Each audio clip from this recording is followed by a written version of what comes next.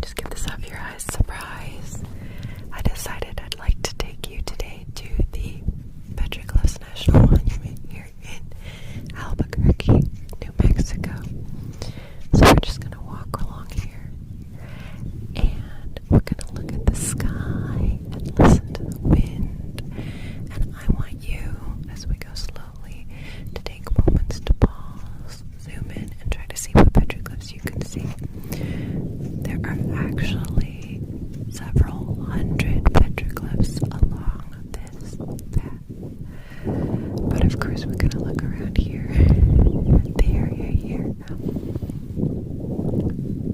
It's a beautiful, beautiful area with birds. So most of the petroglyphs that were made here, according to the National Park Service, were made by pecking.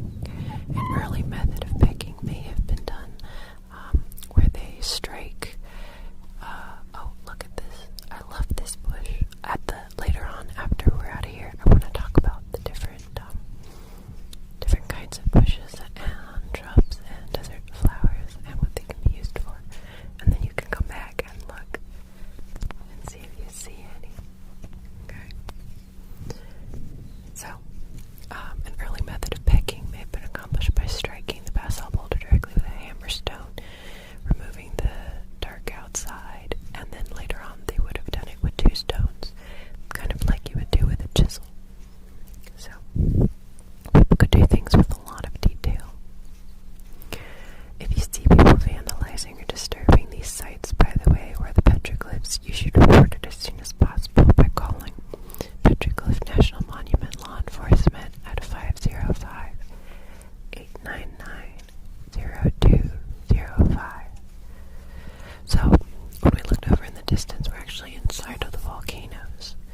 And according to the NPS, a long time ago before the park was established, people would do pranks by burning tires on there to make it look like something was erupting.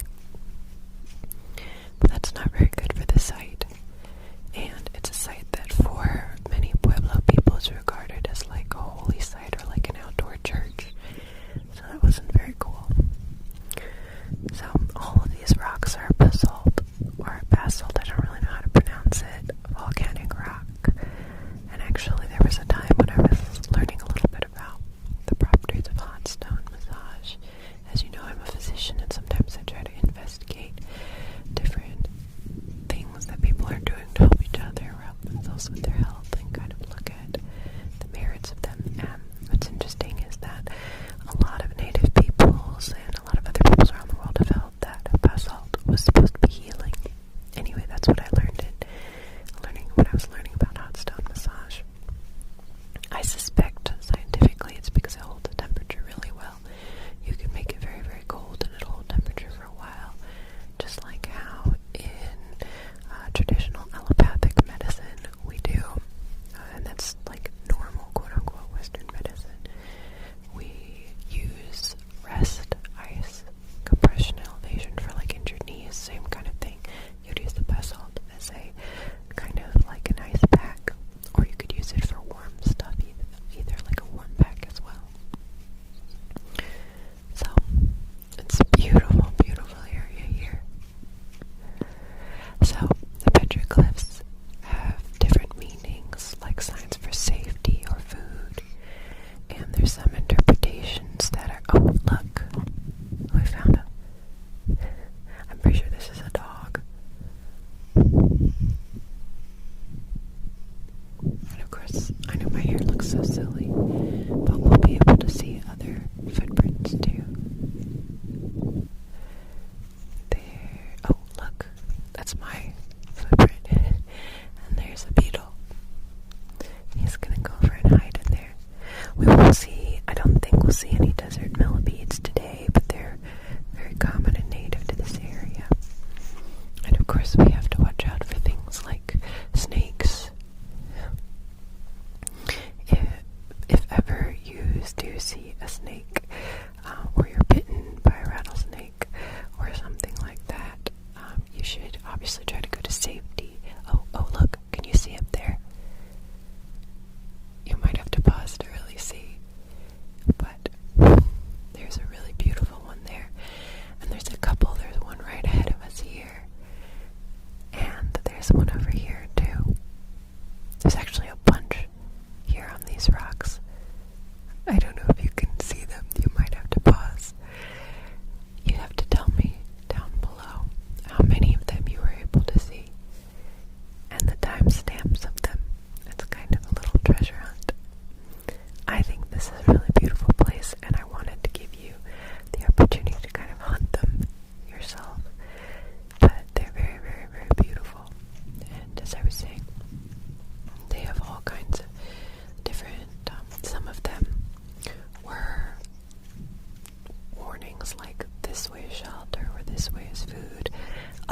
was had meaning only to the individual who did it or to the tribe, or they were markers for stories or religious figures. And I was trying to look up the meanings, and it looks like a lot of them, some of the meanings are held kind of secret by their respective people groups.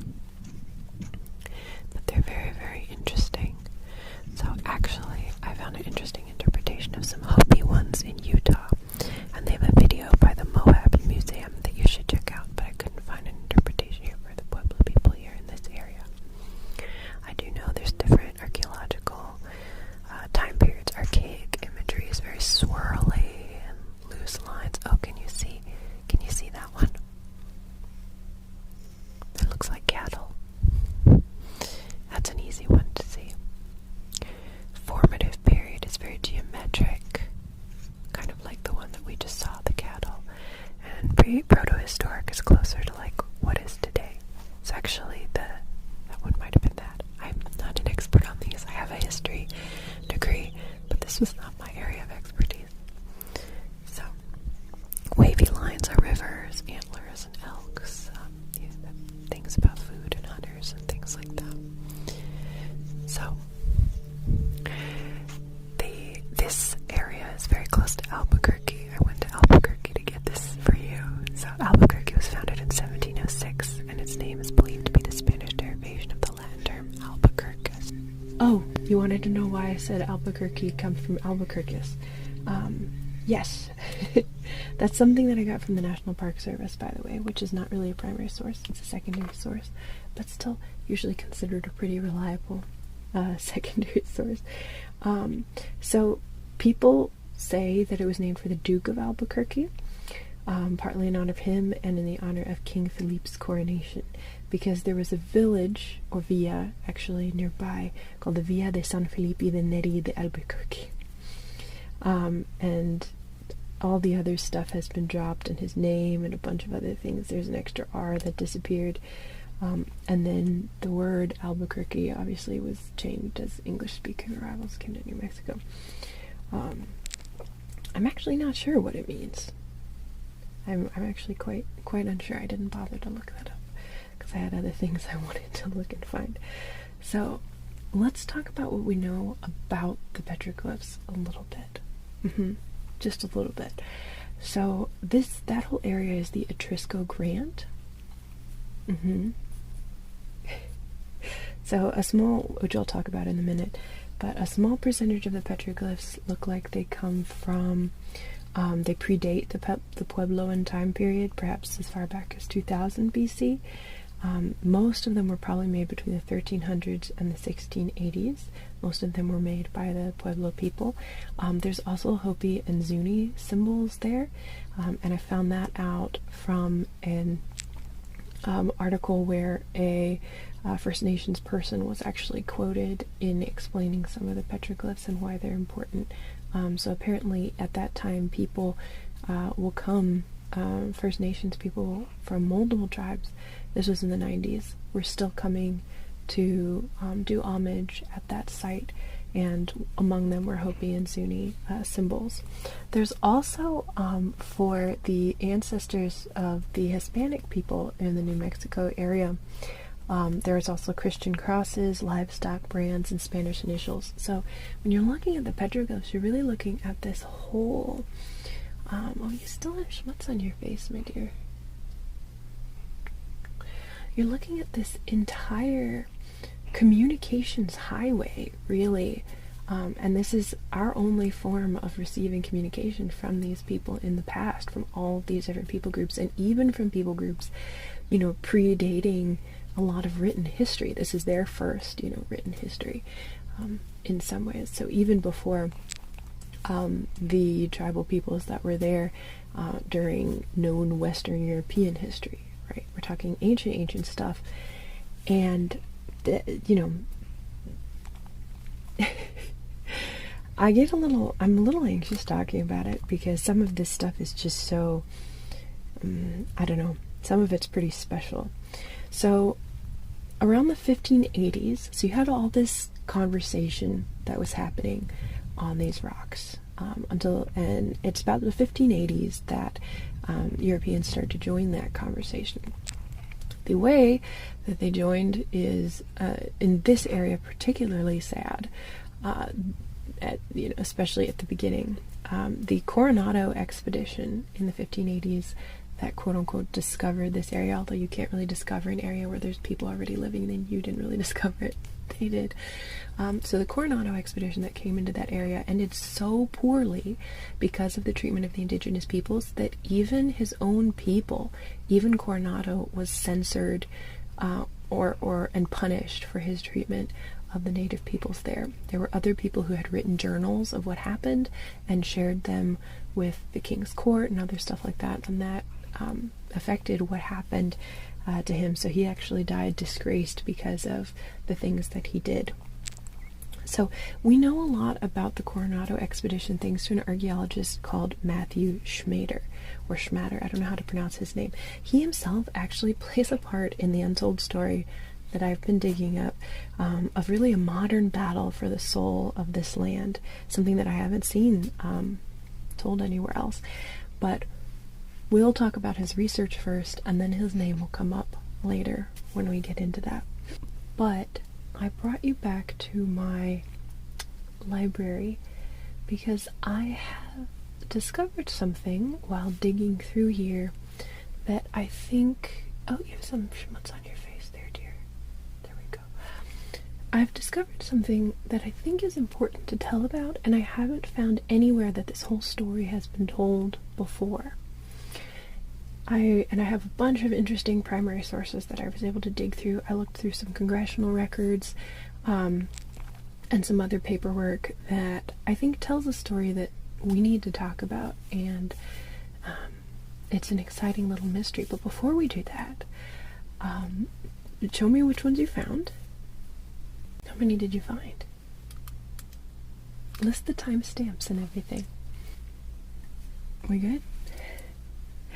I think you blinked a little bit long. Are you sleepy still? That's okay. Well, we'll have you go to sleep and dream of adventures and petroglyphs. Yeah, I do want to tell you some of the stuff I've dug up. So there is a 2012 article in the Journal of Archaeology that talks about his first kind of research in that area. And at the time, he had finally been able to dig into the area. It had been previously on private property. The government acquired it as part of some things that were going on for they had already known about it.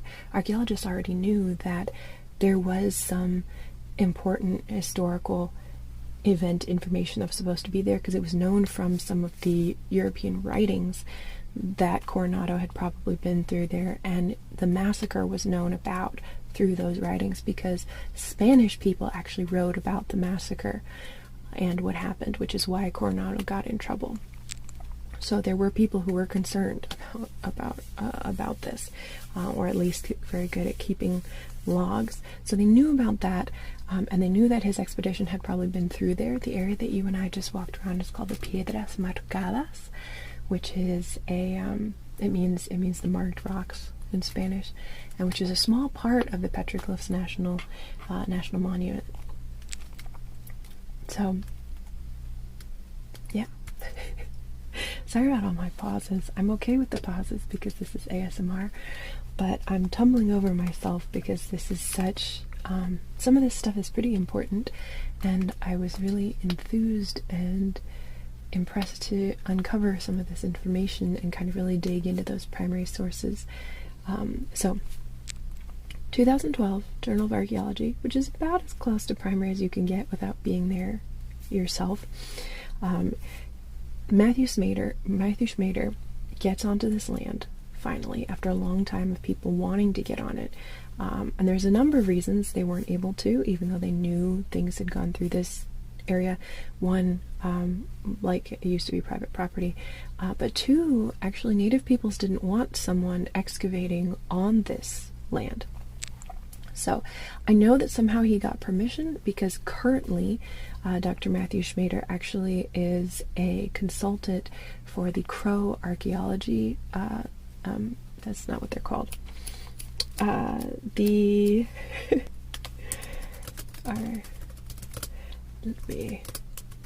think that is what they're called. Hold on.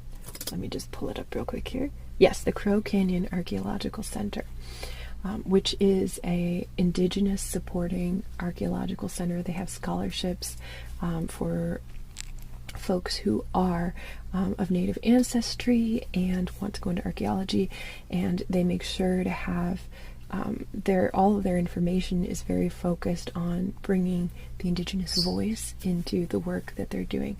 So he has in the past, and in some of his other activism that I was able to find, stalking him online, it does appear that he has been a proponent and supporter of Native peoples and the rights within archaeology. So I'm not exactly sure how that grant or how that allowance came about, but 2012 he started to dig.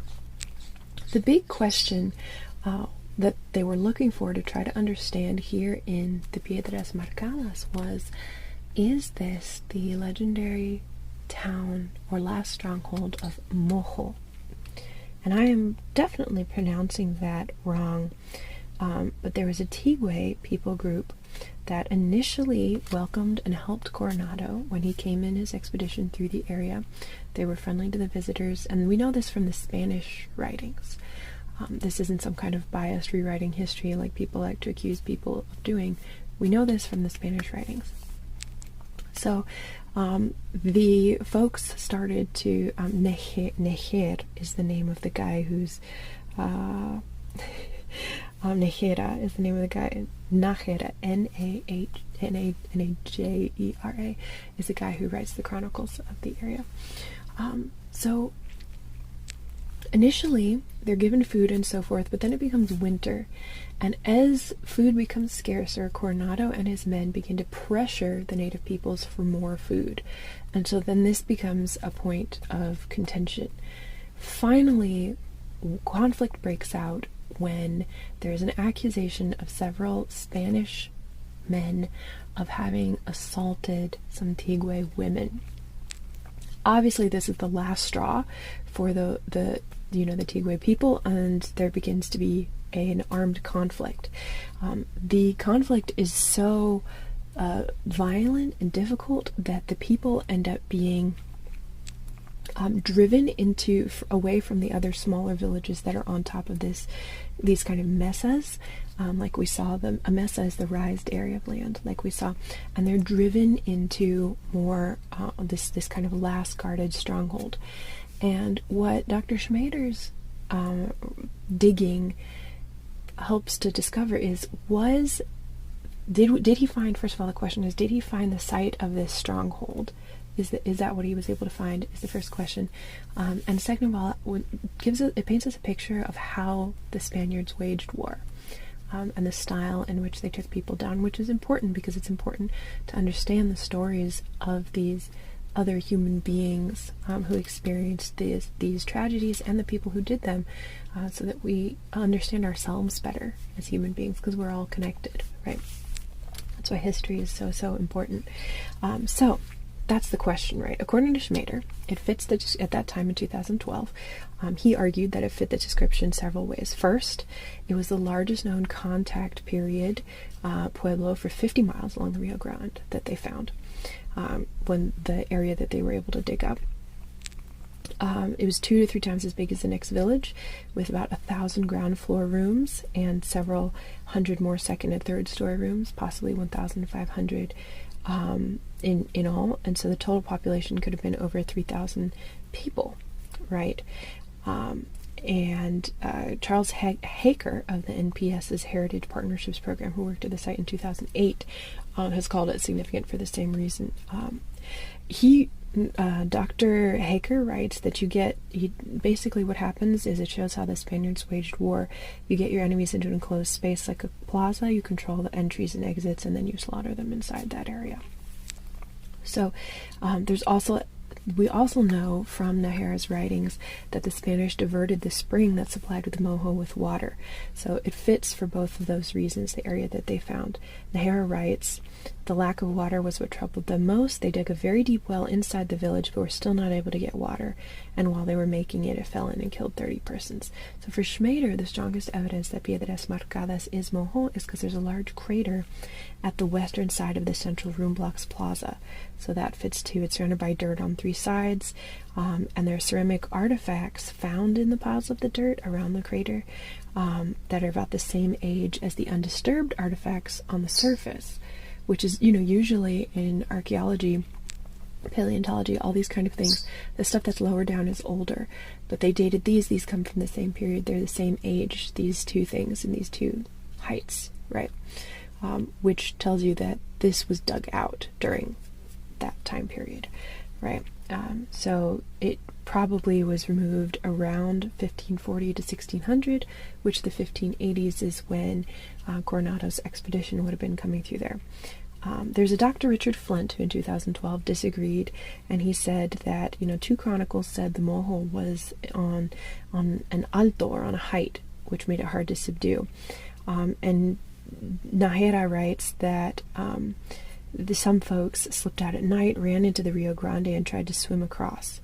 So Flint feels like this is not close enough to the Rio Grande for people to try to escape and swim across, because Piedras Marcadas is half a mile from the river and it's just above the floodplain. Although time does change the height of things. So that was what Flint said. He felt that Basalt Point was a smaller, more defensible location that had also not been excavated, and that was closer to the river. But 2018 is the last documentation I could easily find on this from ResearchGate.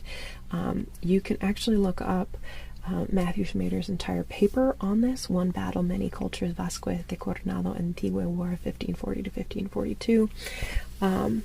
And it looks like his theory has won out, and it's argued, or at least in 2018, it was still being thoroughly argued and believed that this area that he'd excavated is where all of these events took place, which makes, and I'm telling you this background because this makes this site in the Piedras Marcadas even more important, because not just is it a site of this information highway and communication, but it's also the site where these ancient these folks had their where people had their last stand. So this is in some ways a pretty serious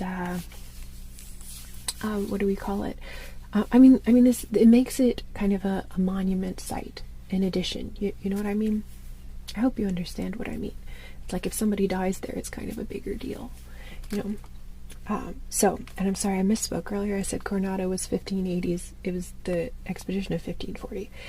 So we have his expedition in 1540. In 1598, Don Juan de Oñate of Spain entered the northern frontier of Mexico via El Camino Real, which is a famous road. It's a big ancient road that carried so much information and so many different people groups along it, and was responsible for a lot of the trade. It's a historical area that's still recognized as being a historical road.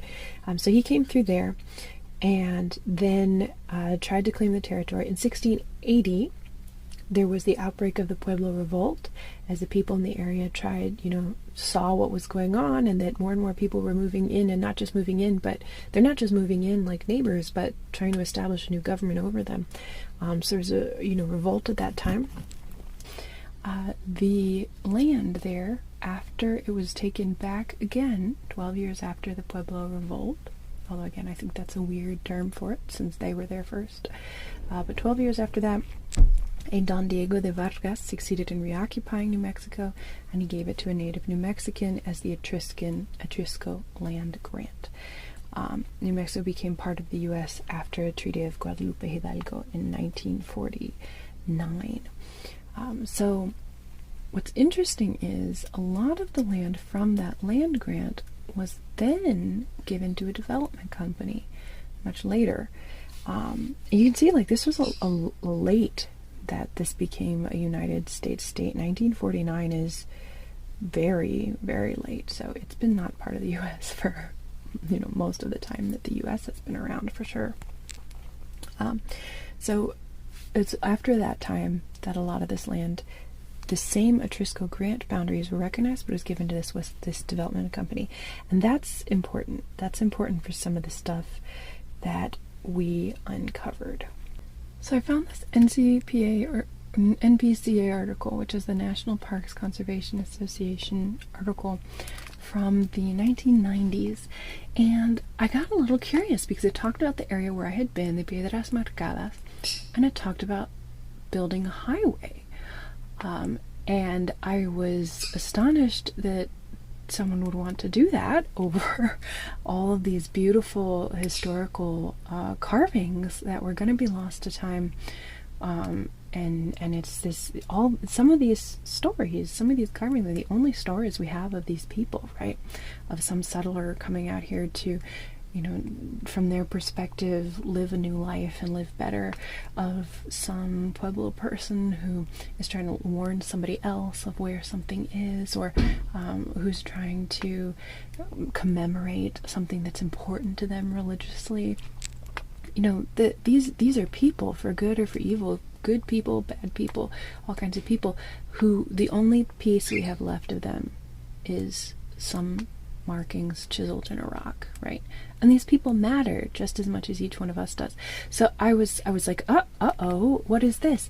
And then I started digging and kind of uncovered this really sordid story. And this is the story that I haven't seen told, not by the National Park Service talks about some things, but does not tell this whole story, and a lot of other places don't either. I didn't find anywhere that tells this full story. And this is really about the battle for the soul of 8307 Calle de Petirrojo. So, in 1792, according to a congressional hearing that I found as I was starting to dig around, and according to a testimony of a native person during that hearing, an interstate on the Black Mesa area a little further away destroyed thousands of petroglyphs as a dumping site for dirt from the interstate. Right? That's earlier. The area I want to cover is specifically about the Piedras Marcadas. But it's interesting that and other sites were controlled by the West Land Development Company, who had been given the Etrusco land grant from back, years and years before that, right after New Mexico became a part of the United States. So this huge development company owned most of the state, actually. And there was concern that because there was vandalism of the sacred symbols, there were people, like I mentioned before, setting tire fires in the volcanoes, and which I can understand why to a young person that seems like a funny thing to do. It's just that it's like, you don't understand you're starting a tire fire in a church, and that's really frowned upon. So just people not understanding kind of what's going on. Also, tire fires are bad for you in general. But anyway, so little by little, this area was starting to be chipped away at already. So in 1988, there was a congressional hearing created to establish the park. And thank goodness, that was good. The idea was that we were going to save all of this area. A bunch of people groups got together to make this happen. Hispanic descendants of the Spanish settlers, Pueblo native people, descendants of the Pueblo people who had lived there at that time, and some concerned citizens as well, get together and for this congressional hearing. And I found the original document and was looking through some of the testimonies, and it tells kind of an interesting story. And so one of the complaints mentions that there was 13,000 acres of petroglyph land that had been whittled down already to 7,600 via these talks and agreements, 4,400 of which already belonged to the city. And so it was already protected. So they weren't really, the concern was that the creation of this national park wasn't actually really protecting very many petroglyphs that weren't already protected, and in fact that the area was going to continue to be whittled at. So it was almost like an emergency, like, hey, we got to set a park now at least to protect this minimum area, because there'd been a long history really of things happening in that area. So the Pueblo descendants of the Anasazi rock art people got together with the Friends of the Albuquerque Petroglyphs organization, and they felt that one of the big arguments that was made was that the part of it needed to be managed by the National Park Service, because even the 4,400 acres that the city was managing, they couldn't do anything about vandalism. You'd have 3 cops patrolling 4,400 acres, which was kind of ridiculous. So the opposing this is this guy called Westland, from the Westland Development Company, right? In the hearing, so he's the guy who decides he wants to put a golf course directly on the petroglyph land, and even when asked to shift it next to the land and not on the petroglyph land. And this is near the area where we were, the Piedras Marcadas area. And there was an argument made by the pro-park people saying that, like, there's enough room in New Mexico for the golf course and new developments and the monument, but the monument can't be moved, right? Because it's this mound of rocks and so forth. What's interesting is that normal people were also caught up in the crossfire, because you have these people who are trying to save these ancient carvings, and you have people who are trying to develop the area essentially for money, right? Because he wanted to create a golf course and a resort. And my pistachio wants attention. I wish she was quiet. She wants to go to bed, but it's too early. It's not time to go to bed yet. But then you have ordinary people too. And one of the testimonies I found opposing was a Mr. Chapman, who asks why his 1.5 acre home needs to be moved away when it only has 3 petroglyphs on it. He talks about promising to take care of the petroglyphs for viewing. He talks about himself being put, he loves living right next to the monument and right next to the land. He and his wife saved up to be able to live here, years and years ago, and they've been living here, and they live at 8307 Calle de Petirrojo at the time. And so his question is, why is he not allowed to border the monument when he's willing to take care of what he has, and he's willing to take care of the area and not mess with the monument? And this is interesting, and this is where we see Mr. Matthew Schmader's name again.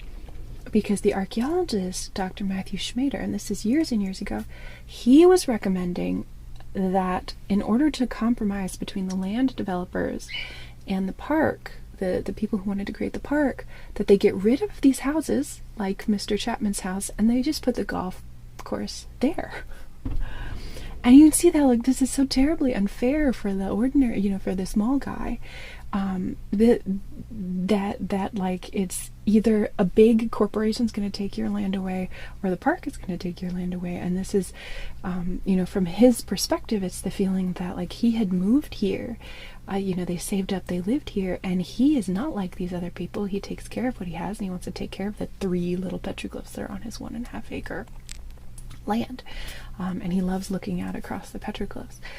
So obviously, but from Dr. Schmader's point of view, and you read his testimony, and you read him talking about how a golf course bordering the Park Service is going to be less damaging than residential areas bordering the Park Service, because a golf course acts as a buffer between people walking back and forth, and he expects the golf course is going to be maintained. Rich people like to maintain their stuff, and so probably there won't be a lot of pass-through, right?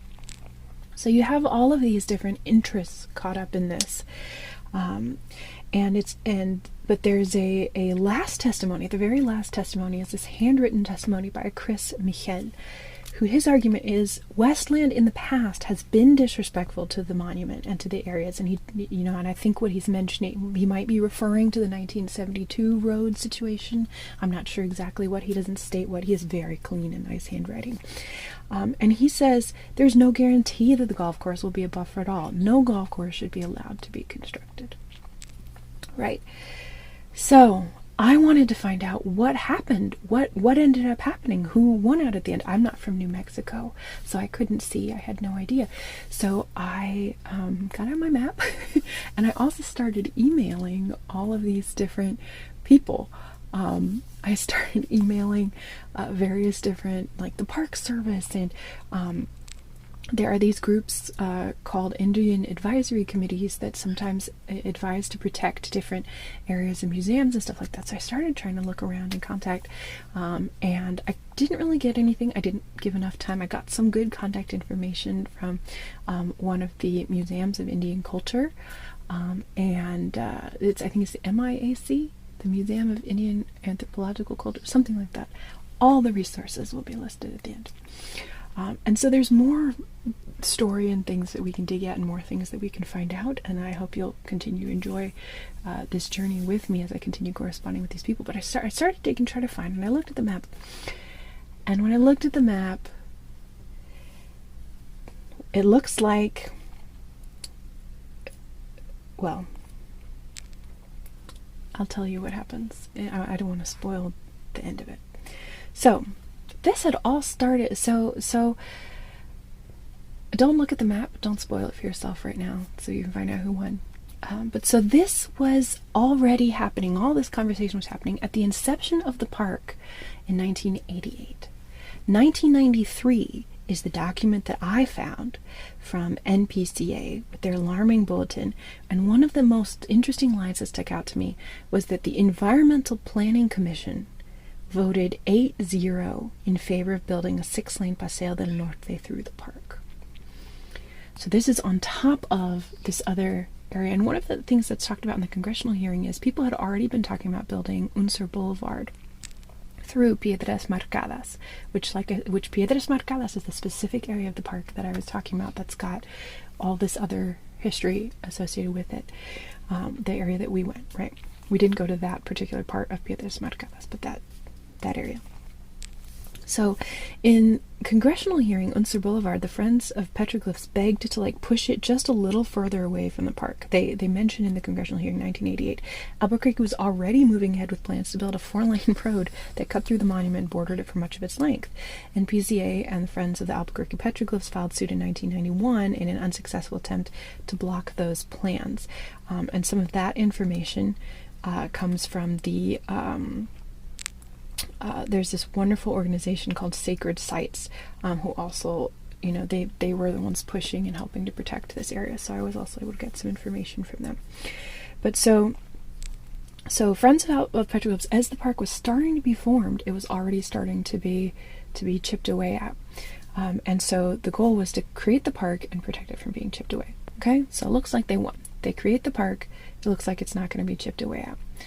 But what's going on with this golf course and with the other, with the more space moving into it? What's going to happen? So 1993, they want to build this other road through it.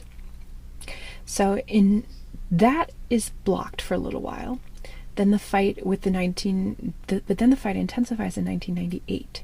So 1998, there was a lot of attention drawn to it with a New York Times article where Jim Baca, Albuquerque's new mayor, he was elected with 29% of the votes, so it was a big plurality, it was very split, and he was the only candidate of 7 in the race to oppose extending the already existing highway into the monument. What he said was public lands can be protected if we don't keep the quick buck in mind. Keep in mind the entire city council at the time supported building the road, plus the Environmental Commission from earlier, right? This is why it's important to understand that names don't mean what you think they mean, right? Somebody might be pro-environment, someone might be a this or that, and people will often name themselves like that. I know there was an association in Colorado that actually wanted to do some pretty harmful mineral gathering things. I think they might have been an oil company actually, but they were protected by what was called this particular environmental name agency.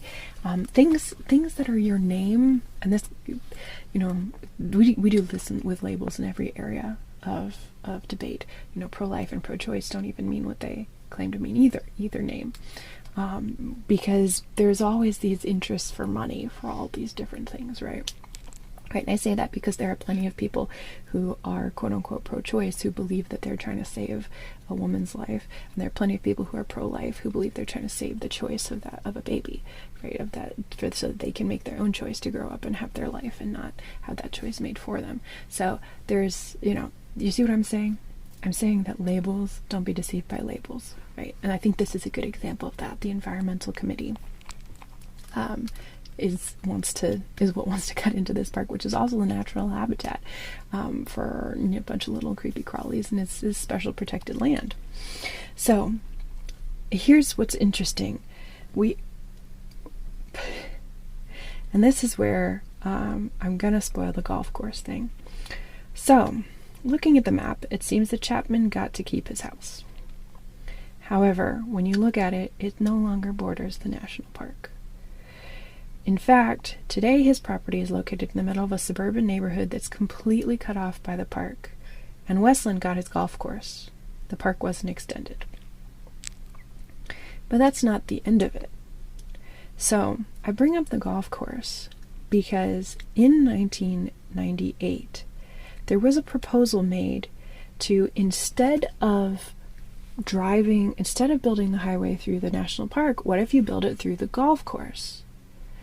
And it was immediately trashed, that idea. No one wanted to lop any holes off the golf course in Paradise Hill, which is the neighborhood north of the monument. So, Mr. Chapman doesn't live near the monument anymore. That whole area gets filled in. Golf course ends up there. And then, in the 1990s, they want to build a road through there. Do they build through the golf course? No. They don't want to. So the next question is, where is this road going to go? Are we going to keep chopping off pieces of this monument? William F. Weaki, a Cochiti Indian on the Monument's National Advisory Committee, explains, he says, in Albuquerque, major roads stop at golf courses. Are those sacred sites? Like, what's the point of digging through the monument? People just want a shortcut, right? So he pointed that out. So at that time, to defend the monument, Pueblo Indians began to talk about why, because a lot of times their religious practices are kept kind of secret, and that's, Mr. Weaki talks about people from across the Southwest, like Zunis and Hopis and other folks from California coming down to these areas. It's actually no accident that the total in the park are 15,000 to 17,000 carvings in the boulder fields at the foot of 5 extinct volcanoes. It's because the volcanoes are seen as links, the spirit world and the afterlife. So, but then you hear this developer, and you look at this article, and if you've read the congressional hearing, you know that this developer has lied. This developer, Greg Foltz, says this is an alignment everyone signed off on prior to the creation of the monument. Everyone agreed that this road would go here. But there's no road building pledge, like the New York Times article points out, signed by environmental or native negotiators. And when you read the congressional legislation, it doesn't mention this road. It talks about the Unser Boulevard Road that was already being made. So it was new bills that were created to take away another 8.5 acre corridor from the park. So, in fact, one of the guys was so angry, one of the president of the Paradise Hills Civic Association, where the golf course is, right? He writes, the National Park Service has been such a terrible neighbor that many people would like to see the Petroglyph National Monument declassified and removed from the park system. He's talking about the entire thing, getting rid of the entire thing. Meanwhile, the mayor at that time, Baca, he asks this question: when the middle of the city is still empty and there's plenty of places for homes and roads there, why are we building and extending outside the city into the National Monument? Shouldn't that be the last place that we need to build and extend? And so, temporarily, there's a pause. According to Sacred Sites, the road was stopped in 1999 when the citizens of Albuquerque overwhelmingly vote against it, and with the organization of the Sage Council, and they vote to block its funding. But then the developers played very dirty, and they went straight to the governor for funding, which was granted in 2004. KRQE News 13 reported at that time, as construction began in 2006, drivers on Albuquerque's west side can see future relief from traffic congestion. The Paseo del Norte extension is halfway done. The scenery near Paseo del Norte and Golf Course Northwest changes every day. New traffic lights are going up, and soon drivers will no longer have to turn at Golf Course. They'll be able to go straight on Paseo. So for the sake of going straight and not having to take a turn, we destroy hundreds of people's stories that completely disappear. Just so that we don't have to turn. Just so that we don't have to turn past a golf course. The road opened in 2007. Interestingly, the grant didn't go to Westland. In 2008, a company called Wilson and Company ultimately built the highway. I found that out by looking at their archived website, Wilson and Company's website. And there is some slight revenge. In 2012, Westland lost a $3.8 million. They were one of the original developers messing with the area. $3.8 million for irregularities in sales of land that they owned in the Atrisco grant. But it's small, so bad things happen to people who do these things, and to people who are greedy and overreaching, but in the end, the history's still lost under a highway. If anyone wants to do further research on the Westland Development Company and Atrisco land grants, you can contact the University Libraries at the University of New Mexico. They actually have a box. It's in Box 2, Folder 19, that has some of these original files and some of the original information. And I know it may seem a bit long to go back and forth through all of these documents, but I think it's important to see that these documents tell these hidden stories of greed and of where our priorities lie, of where golf courses are more important to us than our own ancient brethren or the people who have gone before us, other human beings, basically. And I wanted to make sure that story gets told, even if it's in a kind of gimmicky ASMR video, because I felt strongly about the stuff that I had looked up. And I know it's a much smaller story than like these big archaeological things that, and all these huge evils that had happened on the land previously. But this is closer to today, and these are the kinds of evils that you and I can stop today by paying attention to what's going on around us, and by advocating and by getting involved in local. Everyone knows all about the presidential elections and everything, but how much do you know about what's going on in your neighborhood, about the little intrigues in your actual area? I think it's so important to get involved in local politics. I don't know if I have anything else to add to that. It's hard to draw lessons when sometimes it's just sad. But I did feel that it was important, and that if you get a chance, you should try and go visit the Petroglyph National Monument. And it's beautiful. Yeah.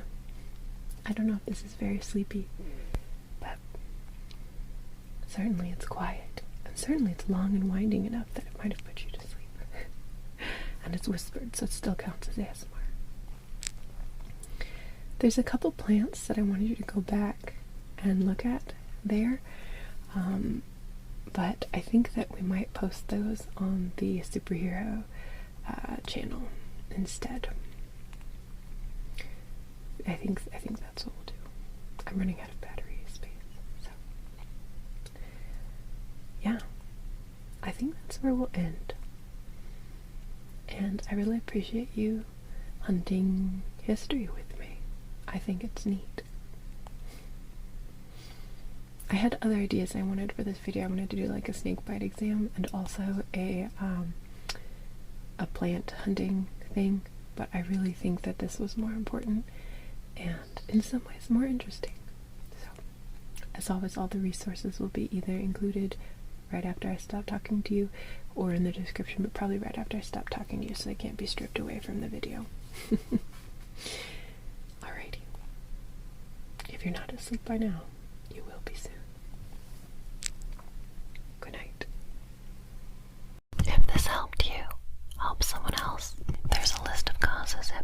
hero.ninja. And if you need more help or you just want some bonus gifts, please check out all the cool links in the description for mental health resources or free science